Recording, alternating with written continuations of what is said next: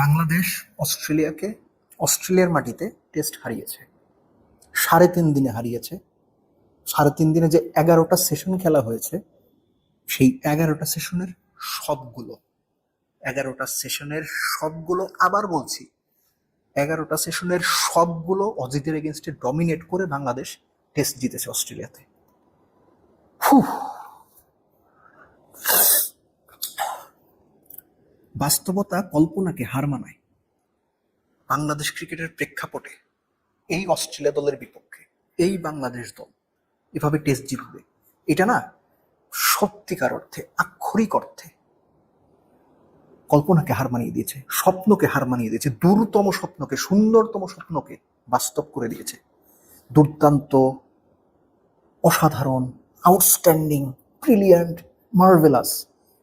বিশ্বাস করেন, কোনো বিশেষণ দিয়ে বাংলাদেশের এই পারফরমেন্সকে আপনি ডেসক্রাইব করতে পারবেন না। একটা ভাবে পারবেন, নিজের ভেতরে ফিল করেন। আপনি কি ফিল করছেন? আপনি যেটা ফিল করছেন বাংলাদেশের এই জয়ের জন্য, ওইটাই এই জয়ের সর্বশ্রেষ্ঠ বিশেষণ। আরো কোনো বিশেষণ শোনার দরকার নাই, জাস্ট নিজের ভেতরে শোনেন। তৃতীয় দিন শেষেই অ্যাকচুয়ালি বাংলাদেশ হাত ছোঁয়া দূরত্বে ছিল, আমি আমার আলোচনাতে বলেছি, কিন্তু এই হাত ছোঁয়া দূরত্বের জয়টা ছিনিয়ে নিতে হলে প্যানিক করা যাবে না, মাথাটা ঠান্ডা রাখতে হবে, শান্ত থাকতে হবে, হুড়োহুড়ি করা যাবে না।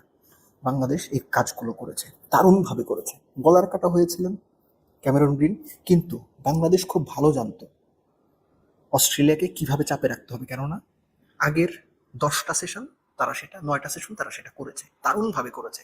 অস্ট্রেলিয়ার বেসিক্যালি এখান থেকে ওয়ে আউট ছিল না, যদি না অবিশ্বাস্য কোনো কিছু হতো। অবিশ্বাস্য কোনো কিছু বাংলাদেশ করতে দেয়নি।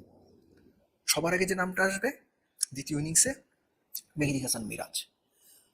যেভাবে অ্যালেক্স কেরিকে শার্প টার্নে বিট করে এইচ নিয়ে চলে গেল, যেভাবে ওয়েবস্টার বোল্ড আউট হলেন, যে ধরনের বলে, আগের দিনের আলোচনাতে আমি বলেছিলাম যে স্টিভেন স্মিথের কট অ্যান্ড বোল্ডটা most likely match deciding caught and bowled. 5 wicket Miraz deserve করে। এবং আমি আবারও বলছি, মিরাজ যদি টেস্ট ক্রিকেটে সবচেয়ে বেশি মনোযোগ দেয়, সাকিব আল হাসানের পরে বাংলাদেশে টপমোস্ট বেস্ট অলরাউন্ডার হিসেবে বহু বছর মিরাজের নাম টিকে থাকবে। 5 উইকেট মিরাজ ডিজার্ভ করে, আমি আবারও বলছি। তবে বেসিক্যালি এই ম্যাচে আমার বিবেচনায় ম্যান অফ দ্য ম্যাচ একজনকেই দিতে হবে, একজনকেই দেওয়া হয়েছে। 3জন, অফকোর্স মেহেদী হাসান মিরাজ, তানজিদ তামিম এবং হাসান মাহমুদ। 9 উইকেট পেয়েছেন পুরো ম্যাচে। হাসান মাহমুদ টোনটাই সেট করে দিয়েছিলেন।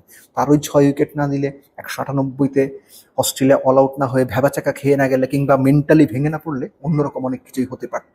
এনিওয়েজ, বাংলাদেশ এই জয়টা ডিজার্ভ করে।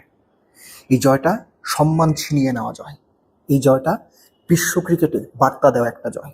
এই জয়টা মনে করিয়ে দিল কি কারণে বাংলাদেশ গত 3.5 বছরে মোটামুটি ডজনখানেক টেস্ট জিতল। সো বাংলাদেশ টেস্ট দলটা যে আস্তে আস্তে ভালো হয়ে যায়নি, দ্বিতীয় টেস্টে বাংলাদেশ খুব খারাপ খেলে হারতে পারে, কিন্তু এই দলটা যে টেস্টের জন্য একটা বেটার প্রসপেক্ট হয়ে উঠছে।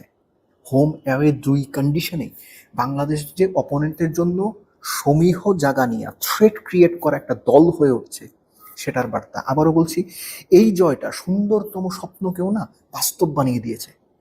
এবং এই জয়টা বাংলাদেশ ক্রিকেটের টেস্ট হিস্ট্রির, এমনকি বাংলাদেশ যে প্রথম বিশ্বকাপ ম্যাচ জিতল, প্রথম বিশ্বকাপে খেলার সুযোগ পেল, সে সব কিছু ছাপিয়েও এটাকেই হয়তো অনেকে বাংলাদেশের এখনো পর্যন্ত ক্রিকেট ইতিহাসের সবচেয়ে সবচেয়ে গুরুত্বপূর্ণ বা বেস্ট এভার উইন বলবেন বলেই আমার মনে হয়। আপনি কি মনে করছেন সেটা সম্পূর্ণ আপনার ভেতর। ওই যে আপনি নিজে কি ফিল করছেন সেটা নিজেকে জিজ্ঞেস করেন। আপনি যেটা ফিল করছেন সেটাই এই ম্যাচের বাংলাদেশের অস্ট্রেলিয়ার মাটিতে অস্ট্রেলিয়াকে হারানোর বাস্তবতা। Salute team Tigers.